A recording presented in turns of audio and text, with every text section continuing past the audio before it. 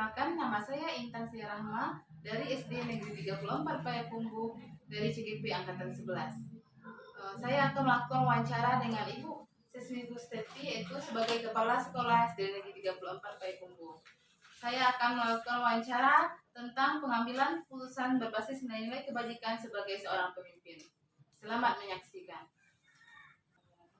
Assalamualaikum warahmatullahi wabarakatuh.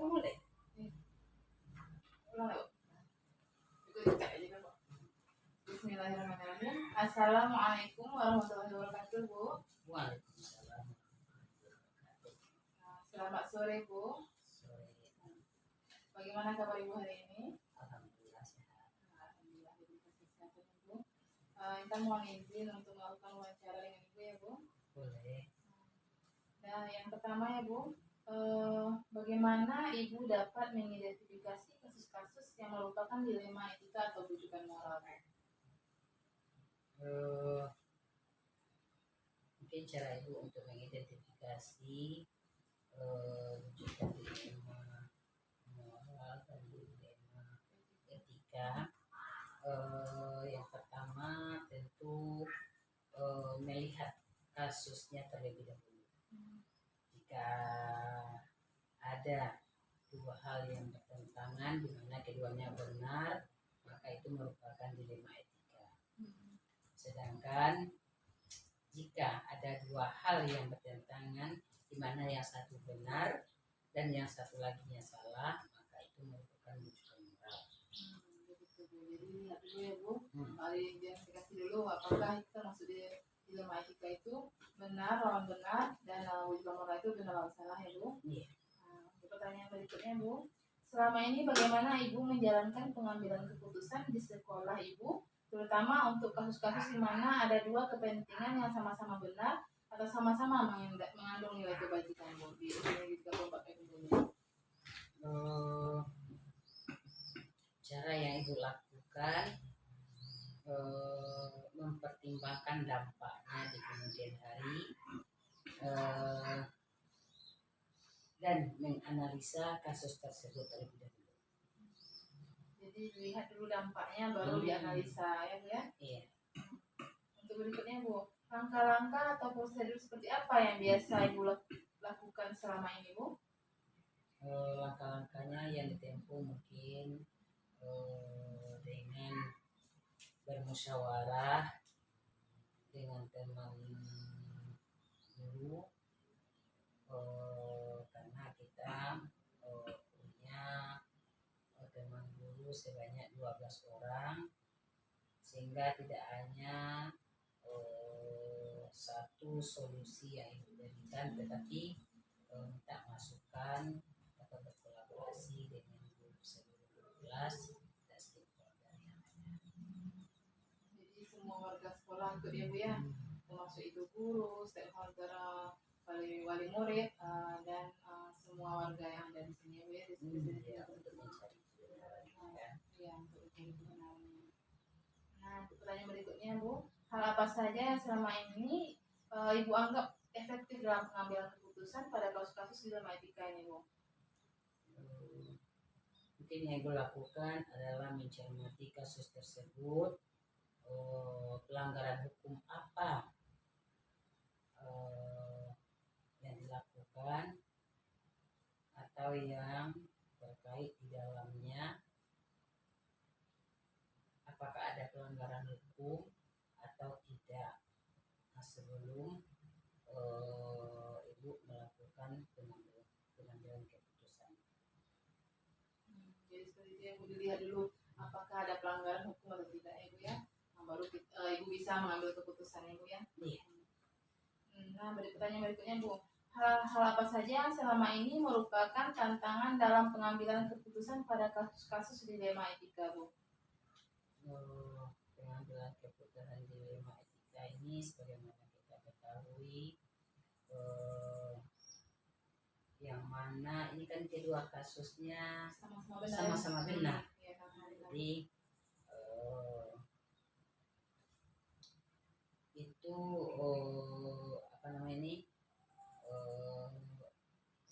memiliki sebuah tata kelola atau jadwal tertentu dalam sebuah penyelesaian kasus dilema etika ini. Apakah penyelesaiannya tepat atau memiliki sebuah jadwal penyelesaiannya atau bentuk dan prosedurnya seperti apa yang dijalankan.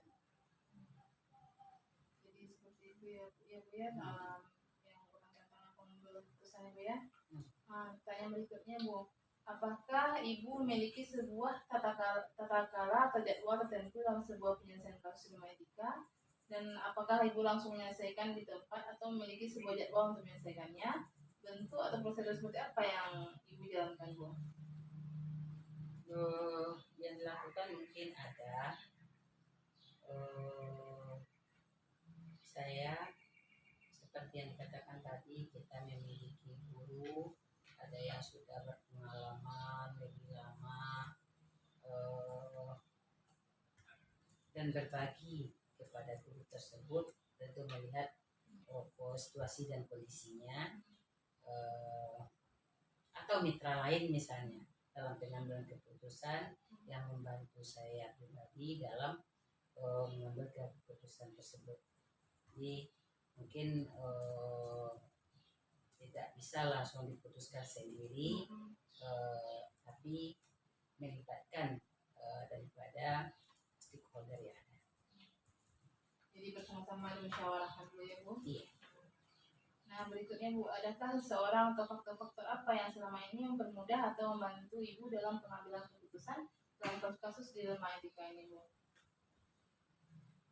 Melihat latar belakang suatu masalah, hal yang terpenting dalam pengambilan keputusan misalnya memasukkan terhadap masalah anak didik, maka harus mencermati latar belakang masalah dari anak tersebut terlebih dahulu. Jadi kita belum bisa memutuskannya dan mendengarkan dari satu pihak. Jadi kita sebelum mengambil keputusan, kita cari dulu pokok permasalahan. Mungkin itu yang bisa Ibu berikan untuk membantu tugas kita. Terima kasih ya Bu ya. Ada satu lagi pertanyaan Bu. Dari semua hal yang telah disampaikan, pembelajaran apa yang dapat Ibu petik dari pengalaman Ibu mengambil keputusan dilema etika Bu? Dilema etika ya. Kalau di dilema etika ini kan bisa terjadi pada guru atau pendidik, bisa terjadi pada anak didik. Kita melihat situasi, kondisi, kapan terjadinya dan pada siapa terjadinya. Kalau seandainya itu terjadi pada anak, maka ini dapat kita bicarakan secara bersama-sama.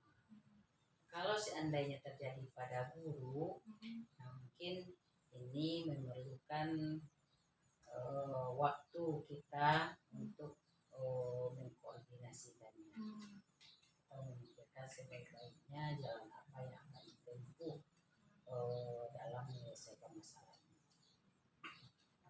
Terima kasih sekali Bu atas pengalaman yang telah Ibu berikan, ilmu-ilmu yang telah Ibu berikan kepada kita.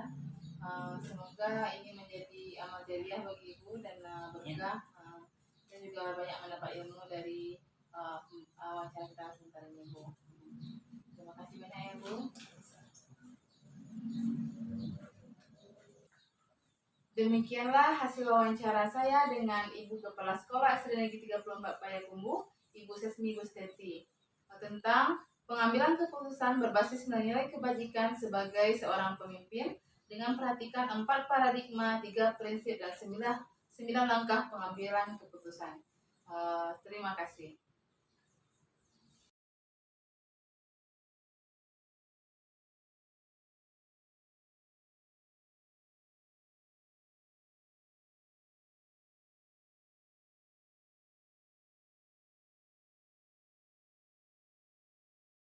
Bismillahirrahmanirrahim. Assalamualaikum warahmatullahi wabarakatuh. Perkenalkan, nama saya Intan Syarahma dari SD Negeri 34 Payakumbuh, CGP Angkatan 11. Saya akan melakukan wawancara dengan Bapak Zul Effendi dari SD Negeri 48 Payakumbuh. Selamat menyaksikan. Bismillah, Assalamualaikum warahmatullahi wabarakatuh. Waalaikumsalam warahmatullahi wabarakatuh. Selamat sore Pak. Sore Bintang. Bagaimana kabarnya Pak? Alhamdulillah baik. Bintang? Alhamdulillah juga baik. Mohon izin ya Pak untuk wawancara Bapak hari ini. Silakan Bintang. Kalau seandainya wawancara ini dibutuhkan. Ya. Kita langsung saja ya Pak ya. Baik Bintang. Nah, yang pertama Pak, pertanyaannya, apakah Bapak pernah menghadapi kasus selama menjadi kepala sekolah di SD Negeri 48 Payakumbuh ini Pak? Baik Bintang. Selama 1 tahun Bapak di sini ada beberapa kasus yang sudah Bapak hadapi. Yang kategorinya ringan, sedang dan termasuk juga berat. Dan alhamdulillah semuanya sudah dapat diselesaikan. Jadi langsung. Berikutnya Pak, yang pertanyaan kedua. Jadi selama ini bagaimana Bapak dapat mengidentifikasi kasus-kasus yang merupakan dilema etika atau bujukan moral Pak? Ya, baik Bintang. Setelah ada masalah, ada kasus, kita untuk menentukan kasus tadi, kita identifikasi dulu. Nah, identifikasi ini maksudnya kita lihat apa sebabnya, kapan terjadinya, bagaimana terjadinya, kemudian siapa yang terlibat. Nah, jadi itu perlu kita identifikasi. Kemudian siapa saksinya. Nah, kalau sudah bertemu hal yang kita identifikasi tadi, maka insya Allah kita akan bisa mengelompokkan termasuk kemana dia. Apakah itu dilema etika, kalau seandainya itu benar dengan benar. Nah, akan termasuk nanti satu lagi? Bujukan moral. Bujukan moral kalau benar dengan salah. Nah, begitu Bu Intan. Jadi perlu identifikasi Perlu ya? identifikasi terlebih dahulu. Berikutnya Pak, selama ini bagaimana Bapak menjalankan pengambilan keputusan di sekolah, terutama untuk kasus-kasus di mana ada dua kepentingan yang sama-sama benar atau sama-sama mengandung nilai kebajikan Pak? Kalau seandainya kasus tadi sudah kita identifikasi, kan sudah jelas tuh kemana arahnya, apakah termasuk dilema etika, apakah termasuk bujukan moral, maka kita bisa mengambil keputusan. Nah, keputusan yang kita ambil harus bermanfaat bagi semua pihak. Jangan ada merasa dirugikan, karena itu akan menjadi masalah di kemudian hari. Jadi kita tentukan, kita identifikasi dulu, kemudian kita kelompokkan kemana kelompoknya, baru kita putuskan. Dan putusan itu harus bermanfaat untuk semua pihak.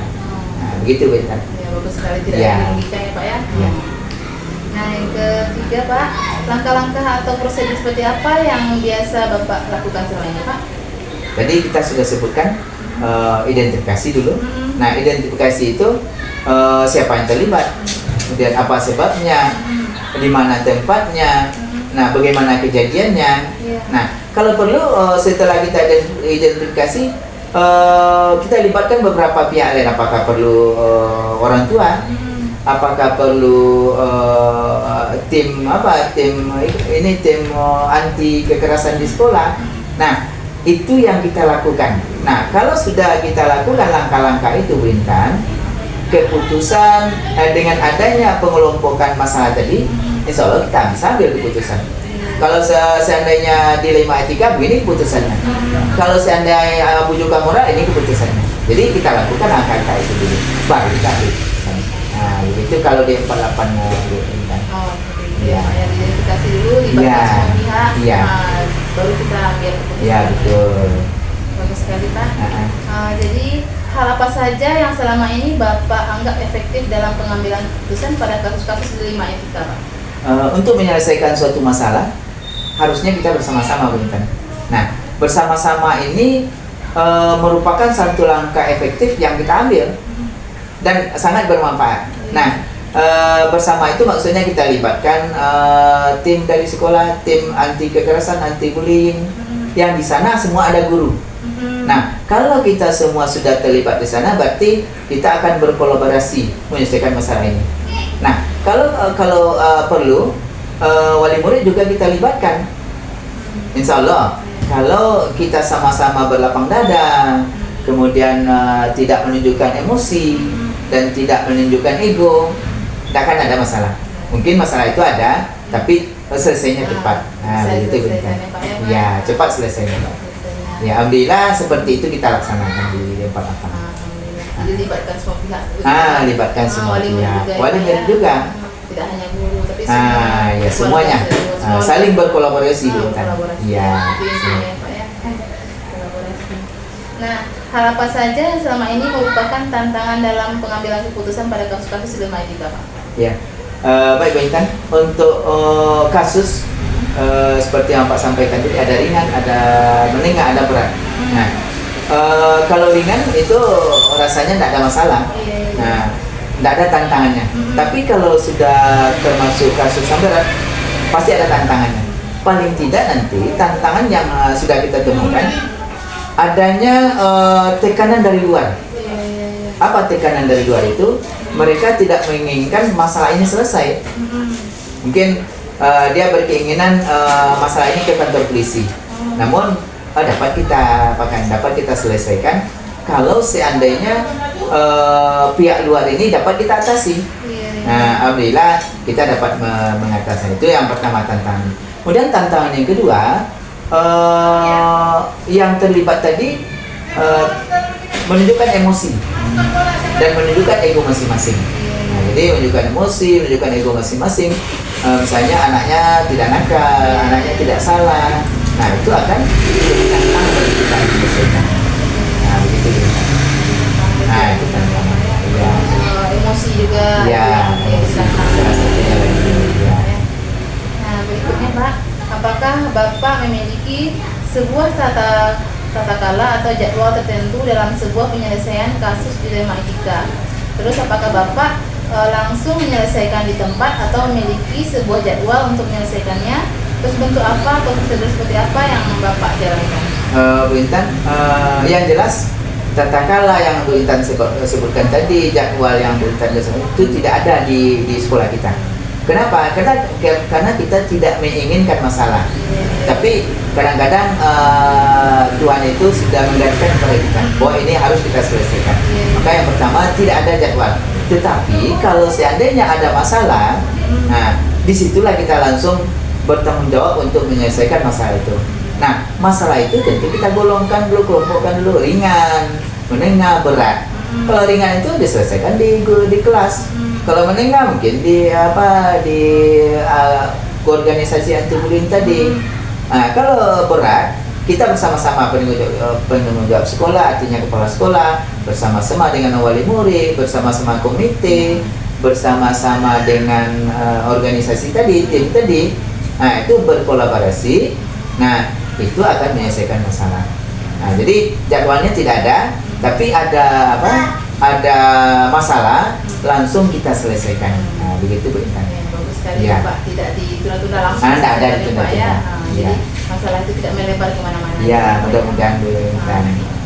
Bagus sekali itu Pak, bisa dilihat ya Pak ya. Mm-mm. Terus dari semua hal yang telah Bapak sampaikan tadi, pembelajaran apa yang dapat Bapak petik dari pengalaman Bapak mengambil keputusan dilema etika ini Pak? Pengalamannya. Iya.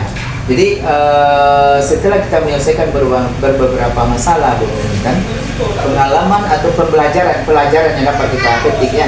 Pelajaran yang dapat kita petik, yang pertama, kalau kita menyelesaikan masalah, semua pihak harus berkomunikasi terbuka. Tidak ada yang disembunyikan. Apakah itu wali murid, tim yang kita sebutkan tadi, kemudian anak yang bermasalah, harus terbuka dia. Itu yang pertama. Yang kedua, mendengarkan semua pendapat dari beberapa peserta yang menyelesaikan masalah tadi. Kita dengarkan semua pendapat, mungkin berbeda-beda, tentu ada lebih dan kurangnya, dan itu kita satukan. Nah, kita satukan. Itu yang kedua. Yang ketiga, kalau masalah ini ingin cepat selesai, kita tahan ego kita masing-masing.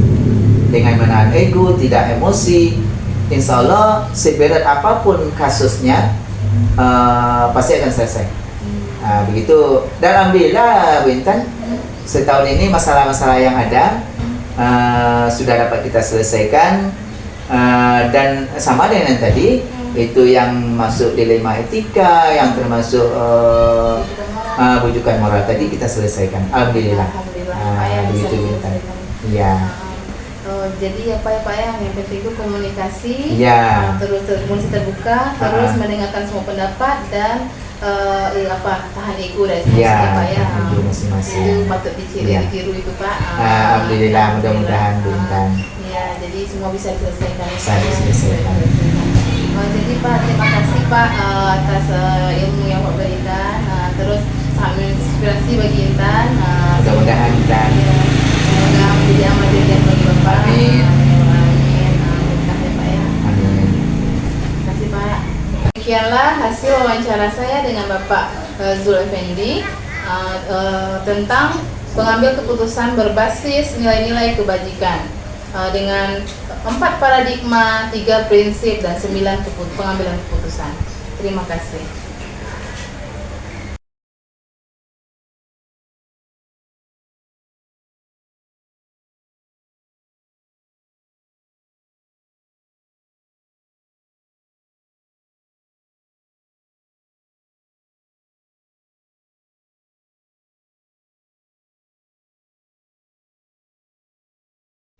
Bismillahirrahmanirrahim. Assalamualaikum warahmatullahi wabarakatuh. Baiklah, saya dari CGP Angkatan 11, Intan Sari Rahma, dari SD Negeri 34 Payakumbuh. Saya akan melakukan wawancara dengan Bapak Bayu Priyatno dari Kepala Sekolah SD Negeri 66 Payakumbuh tentang cara pengambilan keputusan dengan nilai-nilai kebajikan yang ada di sekolah Bapak Bayu. Mohon izin Pak, saya Intan ingin mewawancari Bapak tentang cara pengambilan keputusan dengan nilai-nilai kebajikan yang ada di sekolah Bapak. Nah Pak, yang pertama, kita mulai Pak ya? Iya. Yang pertama, selama ini bagaimana Bapak dapat mengidentifikasi kasus-kasus yang merupakan dilema etika atau bujukan moral? Terkait dengan permasalahan-permasalahan di sekolah, terutama dilema etika maupun bujukan moral, itu biasanya saya melakukan observasi di lapangan terlebih dahulu dan saya pantau sejauh mana permasalahan itu, dan nanti baru saya simpulkan apakah masuk ke dilema etika atau bujukan moral. Dilakukan observasi dulu ya. Betul. Pertanyaan kedua Pak, selama ini bagaimana Bapak menjalankan pengambilan keputusan di sekolah, terutama untuk kasus di mana ada dua kepentingan yang sama-sama benar atau sama-sama yang mengandung nilai kebajikan Pak?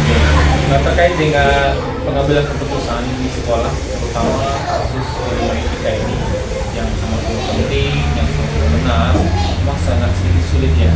Namun di sini saya mencari mana tingkat kepentingannya itu lebih, dan disitulah saya bisa mengambil keputusan yang tidak merugikan baik itu sekolah, guru, dan siswa.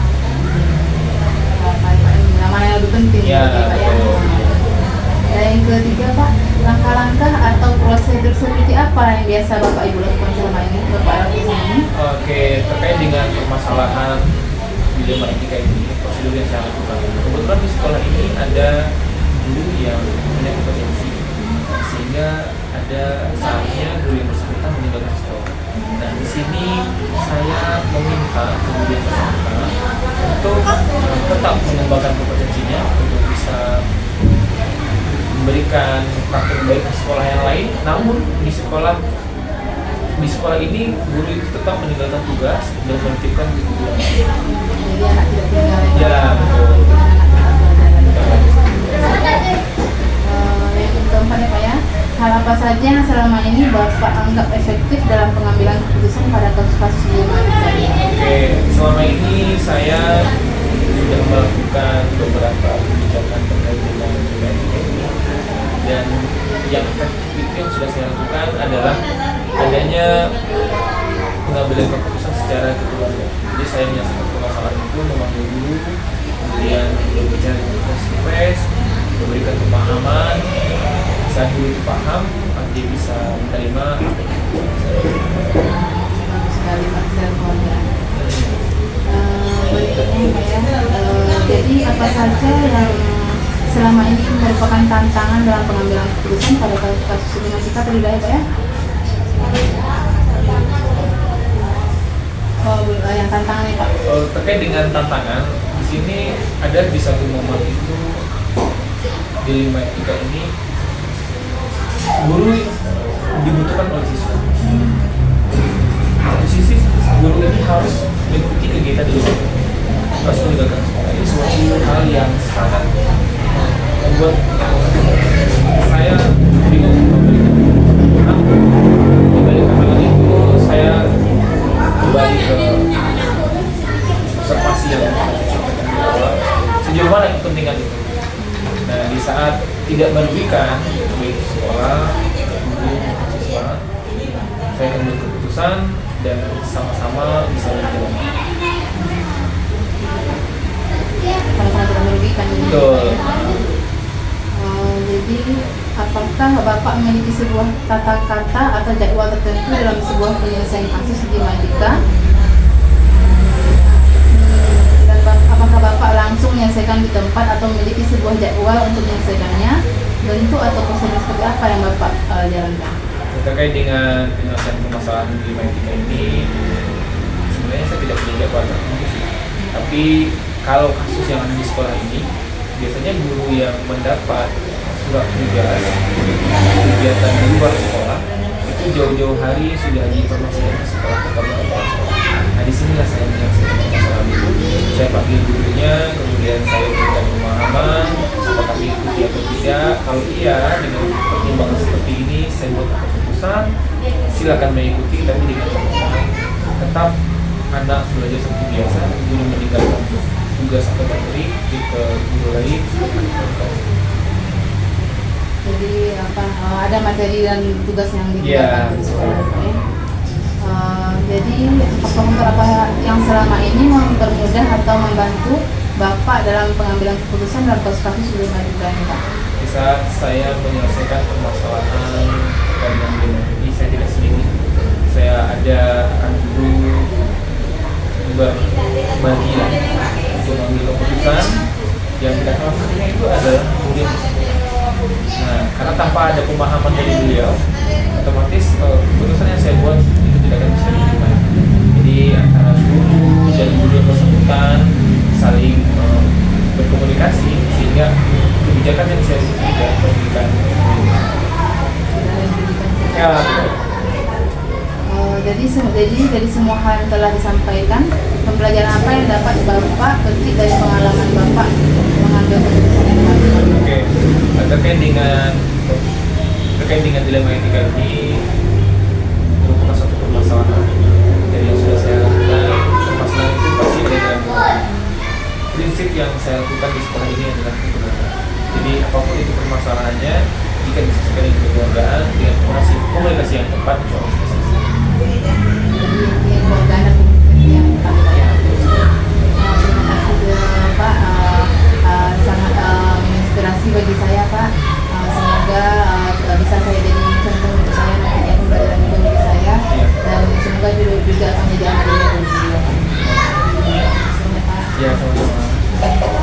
Nah, demikianlah hasil wawancara saya dengan Bapak Bayu tentang cara pengambilan keputusan dengan nilai kebajikan yang ada di sekolah Bapak Bayu, yaitu dengan menggunakan 4 paradigma, 3 prinsip dan 9 langkah dalam pengambilan keputusan yang bertanggung jawab dengan nilai kebajikan. Saya akhiri dengan mengucapkan Assalamualaikum warahmatullahi wabarakatuh.